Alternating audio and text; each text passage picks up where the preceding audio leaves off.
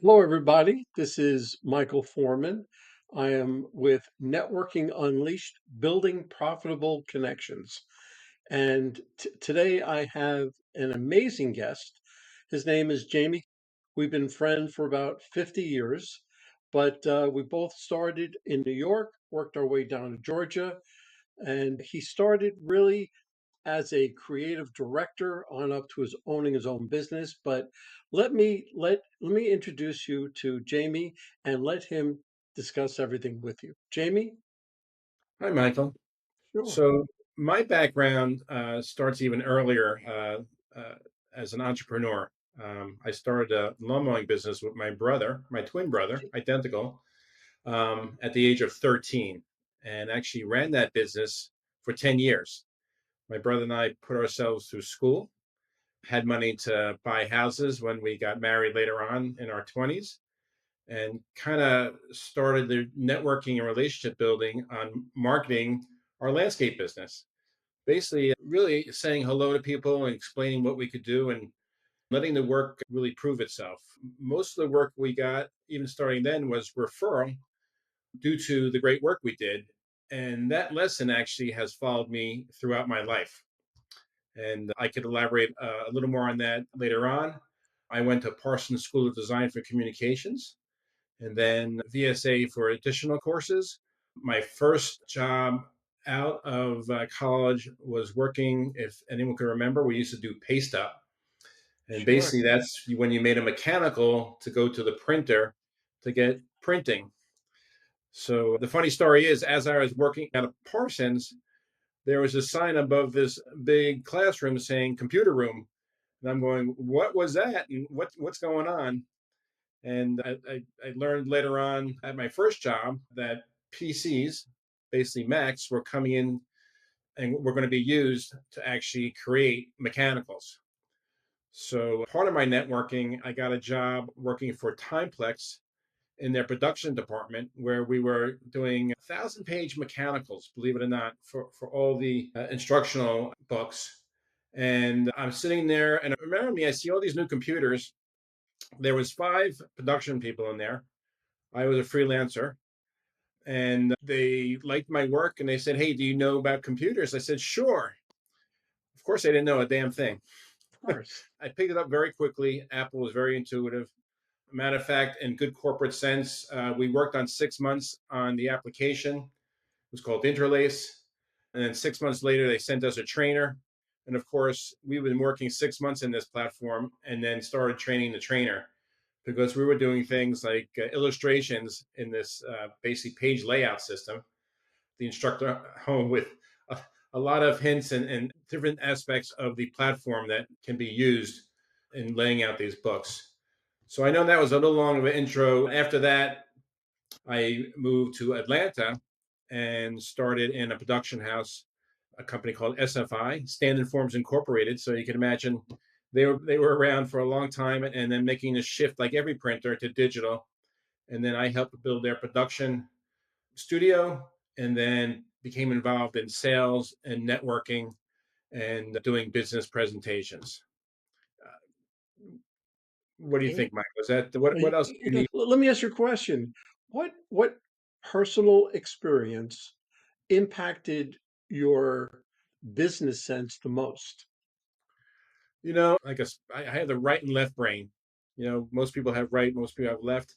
I definitely have the creative side, but I do have the business side since I ran my own business. So I was always aware of ROI. Great, Sure. everyone wants ROI. I was able to get into management and sales, and not as a true salesperson, more as a networking and kind of category expert. So I would be brought in at the end to close the deal because I could speak to the marketing, I could speak to the business, I could speak to the strategy, the planning, execution, activation, and how all that happened. And again, in my career, it was always transitioning to digital, and obviously today it's 100% digital. But still, back 20 years ago, it was a combination and evolving that, and then getting into social media in the past 10 years and working that, how to make themes and campaigns and actually reach the market and reach the people using my network of people to do that. So everything I've done, it's been a team effort. And not only did I network to get business, I networked to have freelancers, everything from writers, Sure. video production, illustrators, photographers. So it takes a team, just like any movie. If you see a Yeah. thousand names when it's in the credits, it does take a team to put together a good campaign, follow through, and then report back on success. Well, that's interesting. But with everything you've done, what do you think is your biggest or was your biggest challenge, and how did you overcome it? Sometimes the biggest challenge is internal with the sales force, because they are always afraid of something new and something that they can't control or manage. So that would be my biggest hurdle of them selling marketing, because it's kind of vaporware. It doesn't exist. You could talk about it, but it has to be created. It has to be a collaboration with the client and the salesperson and the production team. So that's probably the biggest hurdle of trying to get people to understand how the new technology works and the investment and follow through. So there's always been a fight of budgets that continue today. It's just expensive, and you have to have the fortitude to do a campaign. When I mean a campaign, it's more than just one social media trying to go viral. It's a year or 18 months of planning and then responding to that and measuring and every quarter changing and pivoting if you have to. One client, we did a kickoff and realized the messaging in the beginning was just slightly off. And we made a few adjustments and it exploded. So just knowing to look at the data, seeing what's coming through, and then pivoting is also very important. So So you're those not, are the things I've learned throughout my career. yeah, That so it's really not a one and done type situation. It's you have to constantly look at it and evaluate it and pivot where you aren't, so to speak, you con- know? correct. And I was heavily into B2B, so it's not B2C. It's not a product. We did some product marketing, but for the most part, we were B2B. Selling enterprise accounts, get brand awareness for enterprises. For printers. Things that are very hard to market because you're competing against an industry that's been around 100 years, and trying to introduce new technology. Sometimes it's a tough sell that it's a little more expensive, but in the end, it's the ROI is substantial. You talk about the ROI often, but here you are, you owned a business when you were 13 Hmm. and networked and marketed everything that you had to do on up to CEOs. So for somebody just starting out, what type of a networking tip or what could you suggest somebody to do to really that they can start tomorrow and really just start networking and getting out there? Well, one of the best network is friends and family. You just have to ask. Just have to ask, do you know someone? And just get me an introduction. Cold networking today is tough just due to you could throw a resume out there and you're competing against thousands. And you're also competing against the bots that's really going to select you that may or may not be a good fit. So, starting with friends and family, even after graduation, following your friends and where they're going and looking at their network, you're asking to share that network. It's really right there in front of you. You just have to ask, and don't rely so much on actually the social network online and so forth. This is really a make a phone call, do an email, try to do a one-on-one and tell people what you're looking for and how they could help you. Again, filling out applications, not a bad thing, but again, you're competing against so many. When you have a warm introduction saying, Michael, I have a friend who has a position open. I'm going to connect you with him, whether it's a phone call, email, or text, is going to go a long way. And that goes throughout business. It's about relationships. Starting new relationships is like starting a new friendship. It's not easy. You have to have the same legs or the same mind of what the target audience is as far as selling and understanding that audience. So having a warm introduction is really the best networking advice I could give. And that's really how I've worked my whole career, not only with the corporate, but when I had my own agency, Atomic Wash, it was through referrals. We were referral based. We did try the social media. My partner was kind of into that and we spent money, but our best success was me pounding the pavement, calling up friends that moved to new businesses and had a new position and say, all right, I'm going to give you 2 months and I want to knock on that door and just get an introduction. One of the business biggest successes was just doing a quick presentation of a PowerPoint. Now, this wasn't an ordinary PowerPoint, it was a video PowerPoint with a storyline and voiceover. And it was kind of wowed the audience. And when they started talking about how we could do this within our agency, you have them one. And that one presentation led to millions of dollars worth of business in a 5-year relationship until they got acquired. So you don't always have to have the biggest agency. You just have to have really good content and really smart presentations that tell your story succinctly. Yeah, you would have to get to the know, like, and trust, right? To know you, to like you, and to trust you. But that trust factor is like the biggest factor because everybody knows you. Listen, they love you. You're a nice guy. Right. Now, do they like you? Well, then you're kind of, fit with a little bit. But trust you. That's the number one thing. So when you're making that presentation and you're getting to them and all of a sudden they know you, they like you, and all of a sudden they trust you, you can do wonders. Exactly. And you really start off, just ask for a small project. It doesn't have to be a $100,000 project or a $10,000 project. The first project that we did for that $1 million client was $2,500, Yeah. and we proved it ourselves. We got it on time, and they loved it. They gave us a few more. Then we got to a presentation, a PowerPoint presentation. Then we got to trade shows. Then we got to social media, and then we got to branding. So really, the way we built trust was building success, and it's really success for the client. I'll tell you a story where I started in production, I worked my way up to VP of Creative Services. I had 14, over the 13 years, I had 14 bosses. So every time I'd have a new boss, I'd have a meeting and I'm saying, here, I'm here to make you, that's what my job is. This is what I did for your predecessor. And we were making success. Unfortunately, he made some other mistakes, not in marketing, but was replaced or moved on in the company. But I could do that for you. And that was my pitch. And every time I did that, I would go on and build success for that executive. And that's kind of how we just built success. Let us prove ourselves by showing you what we could do and how we never fail. That's one of the things that we said. We never fail.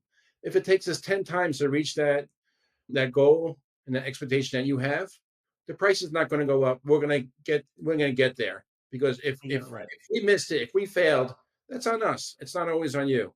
Now, a lot of times the clients didn't know what they want and they would give us misdirection, but we would evolve it fairly quickly.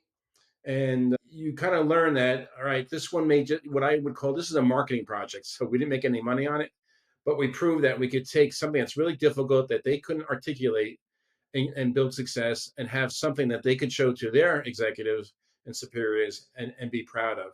And that's what we did. And then the ROI would be better. So it was really, again, collaboration and coordination with our clients and with our staff, the dedication of working late, working weekends sometimes, just an agency life, and the highs and lows of really busy. And then sometimes we'd have a gap. But Chris and I built a business, and our practice was to have enough money in the bank to support all payroll and all expenses for a year. It took us about 3 years to build that. So we were confident that even in a low, we could support our staff. We had a staff of 10 at the highest point, and we could support them for a year. Of course, knowing we would get more business, we were confident we could do that. But we never wanted to lay anyone off. We all were been in that position, and we were not going to do that. And we did not do that. And then we got acquired by a business and sold, and then worked for another 5 years for that corporation. So let me ask you a question. So you've told me all sorts of networking and marketing ideas, how you made it, and everything else. Tell me, What's your favorite marketing tactic?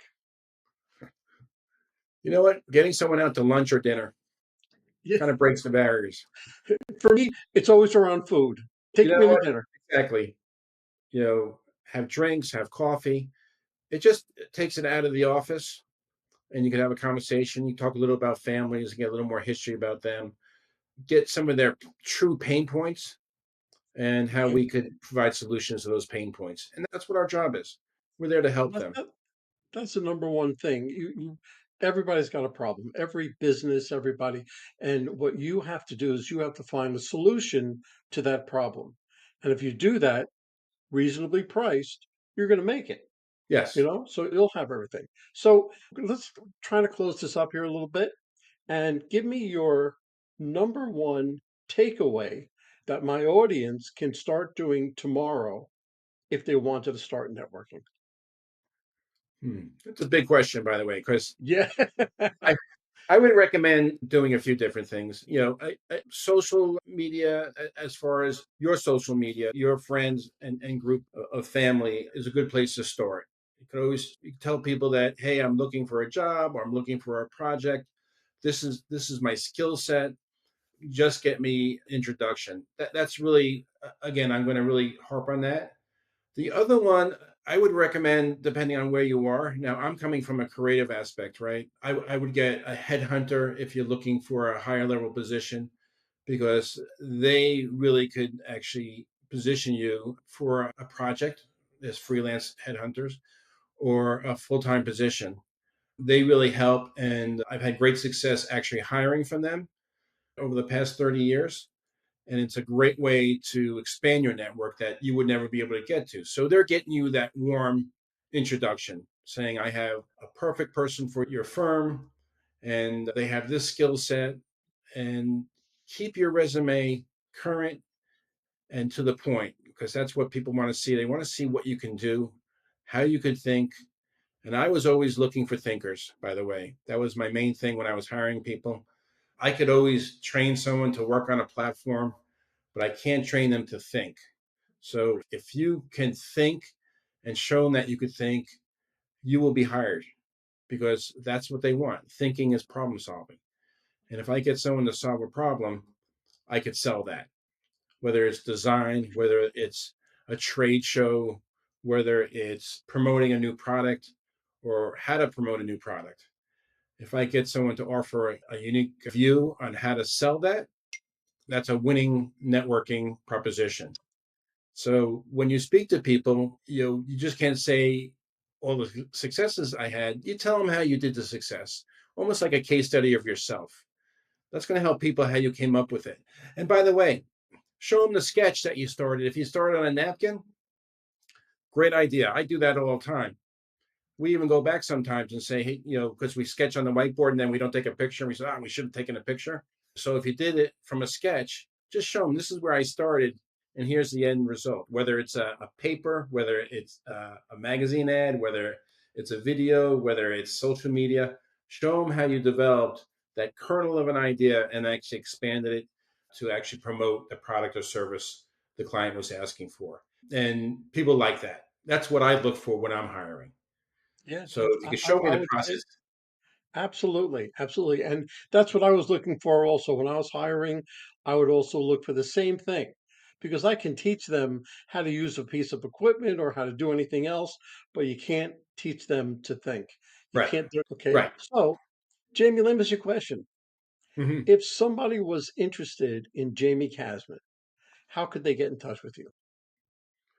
They could email me at jamiekasman@gmail.com.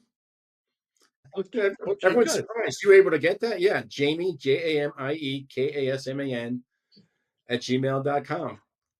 And I'll get back to them. And even if they're just asking for advice, anyone in your audience needs help, feel free to email and I will get back to them right away. Great. Jamie, I want to thank you. You are a wonderful guest, and I look forward to talking to you again. Thank you, Michael. Okay. Bye bye.